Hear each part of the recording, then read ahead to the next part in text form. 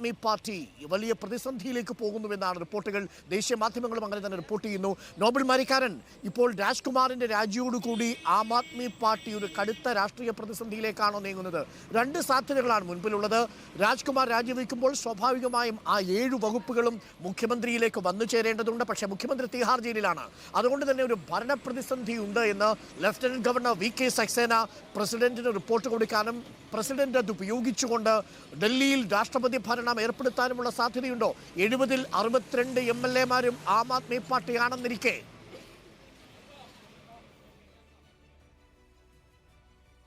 അരുൺ, ദില്ലിയിൽ ഒരു വലിയ ഭരണപ്രതിസന്ധിയാണ് ഇപ്പോൾ ഉണ്ടായിരിക്കുന്നത്. കാരണം അരവിന്ദ് കെജ്രിവാൾ ജയിലിൽ ഇരുന്ന് ഭരിക്കും എന്ന് പറയുമ്പോഴും അതിൽ പ്രധാനപ്പെട്ട നീക്കം ഇന്നലെ ഉണ്ടായത് 7ഓളം വകുപ്പുകൾ കൈകാര്യം ചെയ്യുന്ന രാജ്കുമാർ ആനന്ദ് മന്ത്രിസ്ഥാനവും ഒപ്പം പാർട്ടി അംഗത്വവും രാജിവെച്ചു എന്നുള്ളതാണ്.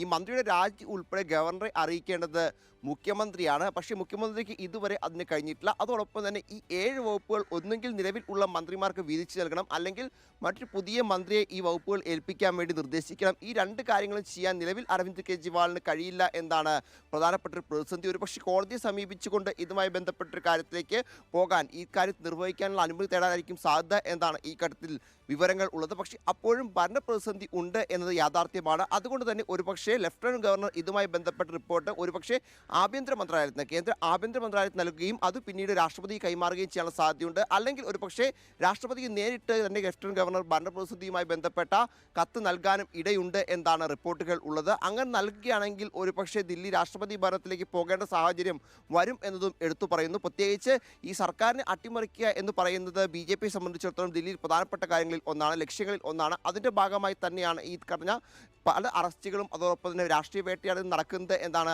ആം ആദ്മി പാർട്ടി നിരന്തരം ആരോപണം ഉന്നയിക്കുകയും ചെയ്യുന്നത്.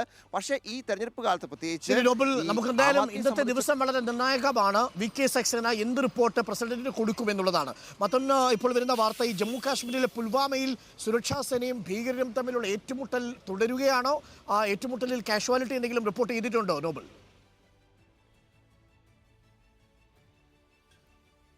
അരുൺ, ജമ്മു കാശ്മീരെ പുൽവാമയിൽ സുരക്ഷാ സേനയും ഒപ്പം ഭീകരരും തമ്മിൽ ഏറ്റുമുട്ടൽ ആരംഭിച്ചിട്ടുണ്ട് എന്നാണ് ഇപ്പോൾ വിവരം ഉള്ളത്. പ്രധാനമായും പുൽവാമയിലെ ഒരു പ്രത്യേക മേഖലയിൽ അവിടെ ഈ ഭീകരർ ഉണ്ട് എന്ന രഹസ്യവിവരത്തിന്റെ അടിസ്ഥാനത്തിൽ സുരക്ഷാ സേന തെരച്ചിൽ നടത്തുമ്പോൾ സേനയ്ക്ക് നേരെ വെടിതുറുക്കിയായിരുന്നു എന്നാണ് അറിയാൻ കഴിയുന്നത്. തിരിച്ച് സേനയും പ്രത്യാക്രമണം നടത്തുന്നുണ്ട്. ഇതുവരെയും ആരെയും വധിച്ചതായുള്ള റിപ്പോർട്ടുകളോ അല്ലെങ്കിൽ മറ്റ് പരിക്കേറ്റതായുള്ള റിപ്പോർട്ടുകളോ ഒന്നും പുറത്തേക്ക് വന്നില്ല. പക്ഷേ അതിന്റെ വിവരങ്ങൾ അല്പസമയത്തിന് കൂടുതൽ പുറത്തേക്ക് വരും എന്നാണ് സൈനിക വൃത്തങ്ങൾ വ്യക്തമാക്കുകയും ചെയ്യുന്നത്. ഇന്ന് പുലർച്ചെ ആരംഭിച്ച ഓപ്പറേഷനാണ് ഇപ്പോഴും തുടരുന്നത് എന്ന് ാണ് ഡൽഹിയിൽ നിന്നും റിപ്പോർട്ടുകൾ നൽകിക്കൊണ്ടിരിക്കുന്നത്. ഉത്തരേന്ത്യൻ സംസ്ഥാനങ്ങളിൽ ചെറിയ പെരുന്നാൾ ഇന്നാണ് ആഘോഷിക്കുന്നത്. അപ്പോൾ താങ്ക് യു നോബൽ.